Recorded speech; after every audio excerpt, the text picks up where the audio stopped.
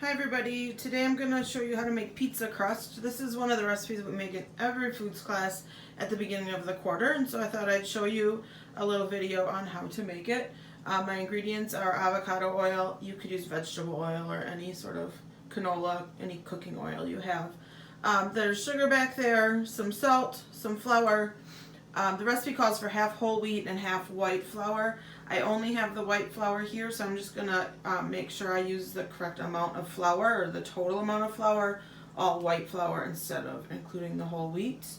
I have some Italian seasoning that I'm going to put in the crust for a little extra flavor, and then yeast to make the crust rise. And then it also calls for 1 cup of warm water.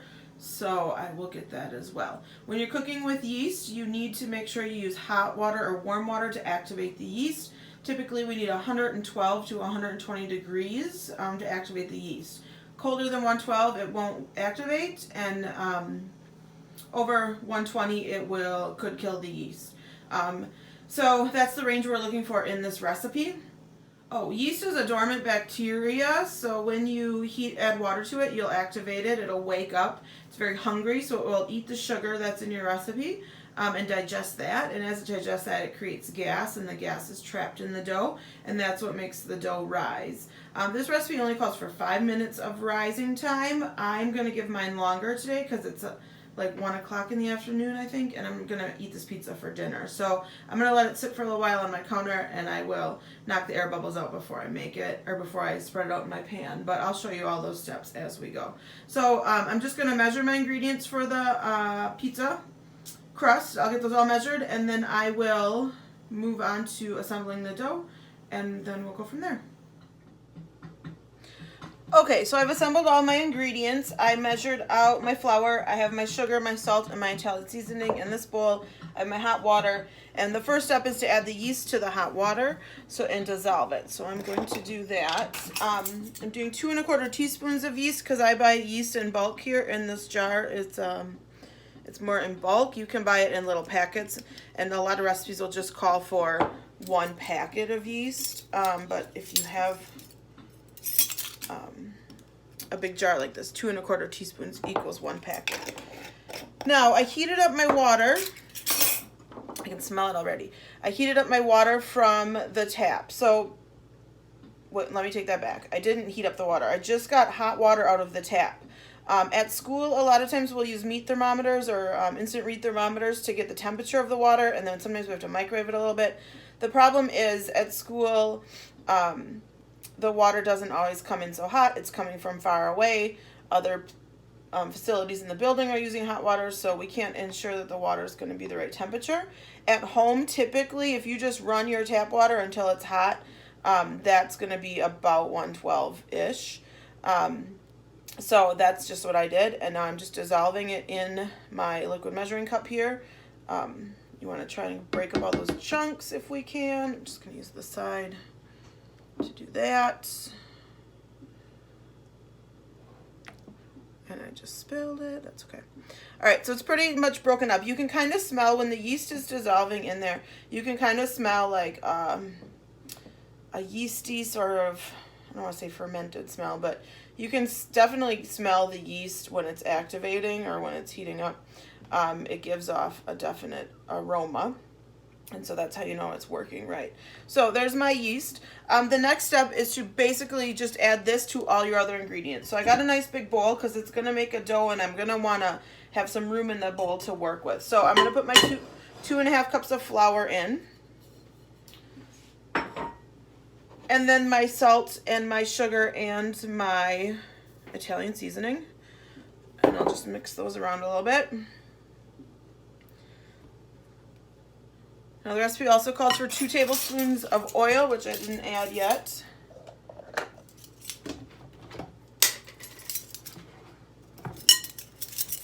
I'm going to measure it over the little bowl here, so that way if I spill any, I'm not spilling into my ingredients, I'm spilling the extra into the bowl, and I can get rid of it later. So here's 1 tablespoon and 2 tablespoons. Okay. And then I'm just going to add that yeast water in. You want to make sure that you get all the good bits of yeast out of there. See on the side here, there's some stuck. You can see that. So I'm going to scrape that out. Make sure you get all the yeast out of that measuring cup that you can, because you need it in there to do its work. So then you just mix this up. I think the recipe says beat vigorously until it becomes a dough. So it's going to start a little shaky and then it'll come together. That's a big piece of thyme in there for my Italian seasoning.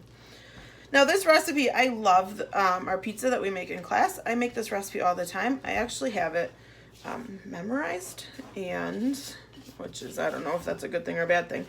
But I also like to make this recipe for gifts. So at Christmas, I always give out lots of food gifts that I've made from scratch. And so some years I will just measure all the dry ingredients into a bag and then give that to someone with instructions on adding the hot water and the oil to it, so that they can make pizza crust super easy at home. But it's, I mean, look how easy this is. It's done already. Another year I made all the dough, so I made this and then I put it in baggies for everyone. The problem is the yeast was growing, and I put them all in my freezer to help kind of slow the yeast down and to stop that process, so I could give them frozen little loaves of pizza dough.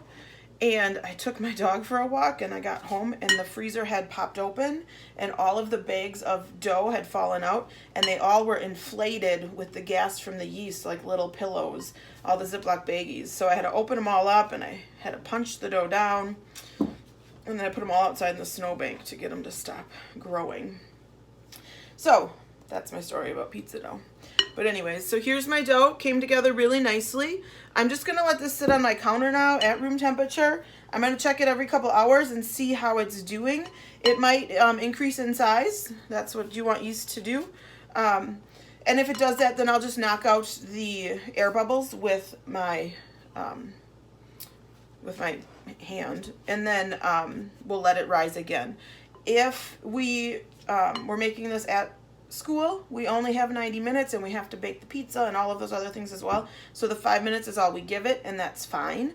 But you can give it longer time and you'll get an airier, kind of lighter crust. And so that's what I'm hoping for here. So this is my dough ready to go. I'm going to let it hang out. I'll probably just throw a kitchen towel over it to kind of give it a little warm, cozy spot. And I'll just let it hang out here until I'm ready to use it. Okay, so I know the lighting's not the best in my kitchen, but you can see that the dough has started to rise. It's also starting to dry out a little bit. So this is something I forgot about in our recipe. A lot of times when dough is rising, you're going to get a dried crust on top, and I don't want that. That's not ideal. So you can see it's nice and airy. So I'm going to punch it down, and then I'm going to spray the top with some cooking spray. I just have this like can of cooking spray. You know, stuff you have in your kitchen. I'm going to punch it down, and then I will flip it over. Well, I'll punch it down, I'll spray it, and then I'll flip it over and spray the other side as well, so that the oil helps keep the outside from drying out too much. So I'm glad I caught that. That was about an hour that it sat on the cupboard when I noticed it. Actually, I'm going to do it a little different than what I just described. So get all the dough in a ball. And I could have done this, I should have done this right before I set it aside. So you just spray your bowl with the oil. You put the dough in, oh goodness, put the dough in, and then you just turn it over. So when you turn it over, that top part already has the oil on it from the bottom of the bowl, and then you let it hang out. So that's where I'm gonna let it, oh shoot.